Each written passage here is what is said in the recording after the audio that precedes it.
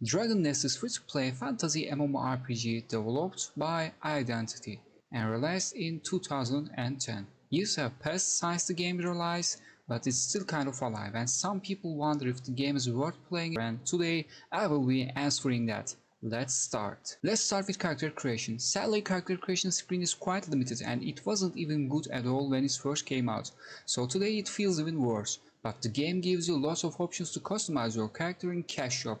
They basically cut all the stuff from character creation and convert them into Cash Shop to earn some money, and that result with this limited and poor character creation screen. After that, you will be thrown into the prologue and the main story, and this is the one of the strongest suits of the game. The main story is quite interesting and detailed, and along with this, every class has kind of different stories and past stories. Some story dialogues change according to your class, meanwhile some details stay same.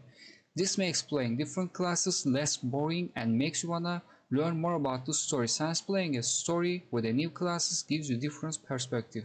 It's something more MMOs should take example. And along with the main quest line, we have quite detailed and character-focused side quests as well. Meanwhile, I find nearly all characters annoying as fuck. I still should say they feel like put an effort into them. And some side quests like Grandma Goblin's side quest line was quite sad and touching.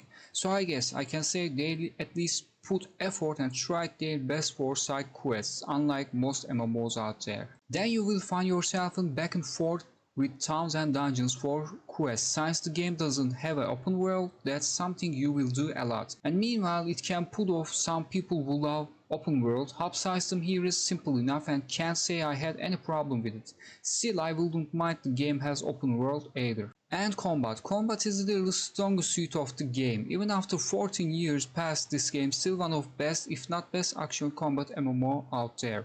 It's responsive, has good hit feeling, well made skills, well created classes, and generally it's quite fun to play. Nearly every class feels different from than the other and has variety of skills, subclasses and different dynamics as well. So basically, aside from small hiccups here and there, combat is nearly perfect.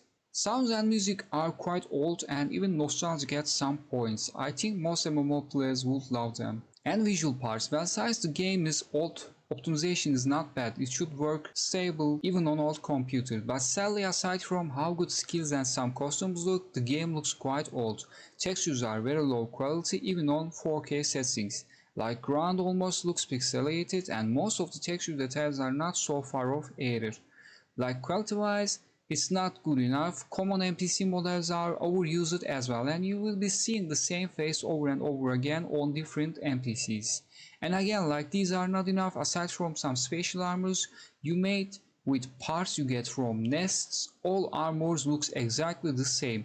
Even endgame armors looking like level 10 armors is big problem. Not only it looks bad, it kills all the feeling you have in MMOs, make you feel like you progressed and became more badass than newbie adventurer you are at the start of the game. If you ask why this nonsense exists, the answer is original game is being cash grab and wanting to lead you to buy costumes to change your look. So visually don't wait too much thing from the game. Lastly, let's talk about the most important stuff, which server you should play. Is the game pay to win? What are differences, etc. First of all, for servers you have couple of options. You can play on official servers. Currently we don't have Europe, so if you are from Europe and wanna play on official servers, you need to play either on NA or C server, because currently only NA and C servers are active. And for that you need to use VPN and you will have very high ping. And meanwhile NA is nearly empty, it's not worse as Steam shows, since some people play on their launcher, but it's still empty. Then you can play on C. It's more packed, but it's packed with full of toxic people. In fact, C Discord server is closed because of community being overly toxic. And aside from toxic people, it's full of people who play only for making new charts and selling them, etc. as well. And official servers are heavy pay to win. Endgame equipment are behind paywall or behind no life level of no stop grinding, a huge amount of grinding. I don't even know if anyone has that much time in their hands, and meta constantly changes, so there's no point either. So maybe you should play on private servers, especially if you are living in Europe. Then you have two main servers with at least decent popularity, around 50 and 250 players. If you want more popularity, you can try Project Duck. but it's quite different server from official game, has no leveling concept, and PvP wise it's told has the golden age version of Dragon Nest PvP, and it's not pay to win unlike official game. I have been told community is toxic, but I don't have enough experience over it. Then we have Origins. I played for a week and reached max level and near end game with one of my characters and tried some of classes as well. Motto of the server is trying to be like original Dragon Nest before all the changes happened with the T5. It has around 50 and 100 players actively playing. It's not pay to win, at least costumes don't have stat bonuses etc. But it has some pay to skip stuff. Like instead of grinding you can just donate money and instantly get stuff you need. In market people can sell things via cash, so you can use cash currency directly to buy stuff you need, or you can sell cash currency in market and get a gold and buy things you need with gold. Pay people to boost your level etc.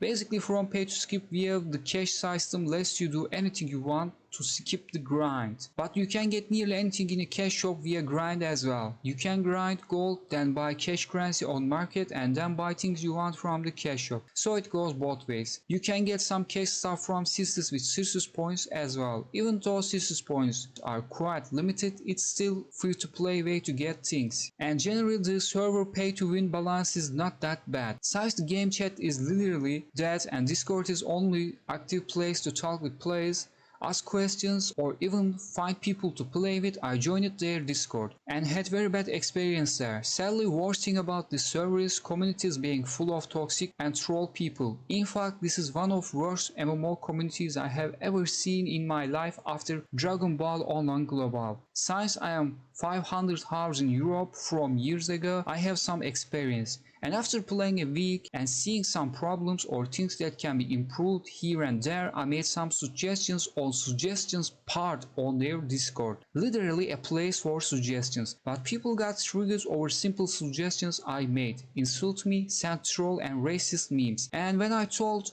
how wrong it is, they even tried to manipulate me with saying I did wrong with making suggestions without thinking how server works. I shouldn't have made those suggestions. My suggestions were trash, meme and deserved it treated that way, etc. After arguing with them and trying to explain I did nothing wrong and I didn't deserve to be treated that way, and seeing nearly the whole server trying to manipulate me over being wrong and deserve to treat it like that, I dropped the server. Since Discord is like in-game chat and in-game content, you need at least 4 and 6 people parties to do content, and I can't see myself doing anything with these toxic people. So if you really wanna play on Origin server, my suggestions will be not sharing any of your opinions about the game and just play. Because it seems low IQ people there have allergy for other people's opinions and believe they are the only ones with the right opinions. Alright, since we covered everything, let's start with pros. The game has one of best if not best action combat in any MMO made until today. Class and subclass variety is good. The main story is well written, the storytelling is good, and side stories at least show they have put effort into it. Enemy and boss variety is good. The sounds and music are quite old school and even nostalgic at some points. I think most MMO players would love them. At least private servers give a kind of pay to win free experience. The cons. Character creation options are quite limited. Even they feel like put effort into it, most side stories and quests are quite annoying. It doesn't have an open world and it can be off-putting for some people. Quality wise, visually it looks bad. Official servers are heavy pay to win. Official servers are red with no population and private servers are not packed that much either. Official servers and private servers have quite a lot toxic people, low IQ fanboys and people who are allergic to any opinion aside from theirs. Verdict. My answer to the is it worth playing question is different for new and returned players. For new players it deserves a chance because of how good the story and combat are. Personally, I think every MMO player should experience this game at least once and enjoy the combat and story alone. But staying away from the community could be a good way to avoid some brain damage. Just play the story and enjoy the combat and classes if you are a person who gonna play the game for the first time. But if you are a returned player, it ain't worth playing. Since as returned player you will be want to do endgame stuff, and for that you need to interact with the overly toxic community. It's not gonna work. Well, of course, if you are not one of them at least. Are you? If you are, then go for it.